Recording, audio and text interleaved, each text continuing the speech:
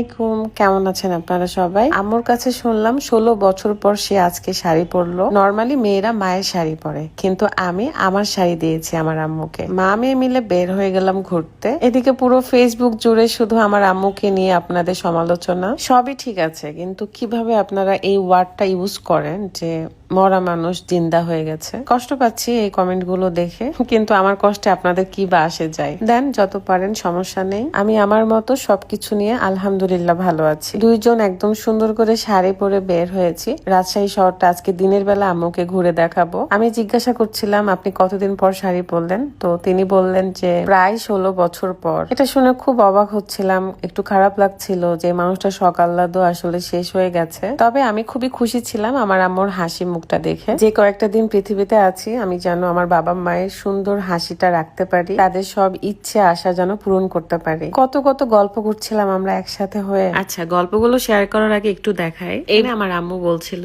যে সবাই তোমার দিকে দেখছে মা, কেন?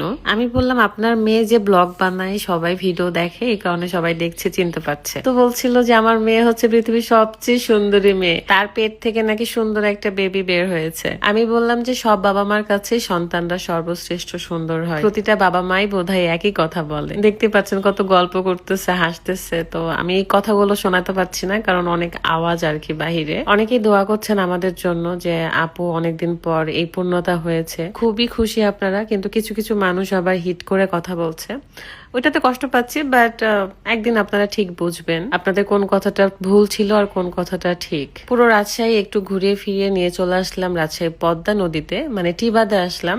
টিবাদের মেন জায়গায় অনেক বেশি ভিড় ছিল, তাই একটু সাইডে এসেছি। এখানে দেখলাম একজন ফুল বিক্রি করছিল। ভাবছি যে সারা জীবন তো ভালোবাসার মানুষকেই ফুল দিয়েছি, আজকে আমার আম্মুকে ফুলটা কিনে দেই।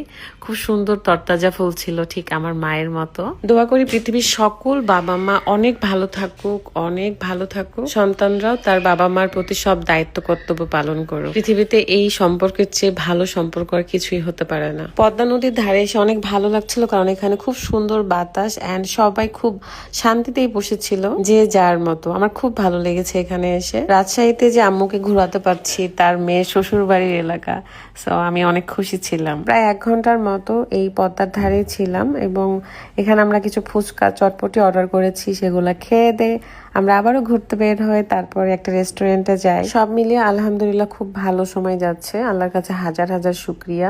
দেখেন টিবাদের ওইদিকে কত ভিড়, এই কারণে আম্মুকে ওইদিকে নিয়ে যায়নি, বাট ওইখানটাই বেশি সুন্দর। দেন আমরা একটু ঘুরে হিলিয়াম রেস্টুরেন্টে আসি। এসে আমরা বার্গার, পাস্তা, চাউমিন এগুলো অর্ডার করেছিলাম। আমরা খাবার দাবার শেষ করে দেন বাসায় চলে যাই। তবে বাড়িতে যখন শুয়ে থেকে আম্মুর সাথে গল্প করি তখন খুব ভালো লাগে, কত বছরের সেই পুরনো জমে থাকা গল্প। যাক, ভিডিওটা বড় করছি না, সবাই শুধু দোয়া করবেন, এতটুকুই চাই। আল্লাহ হাফেজ।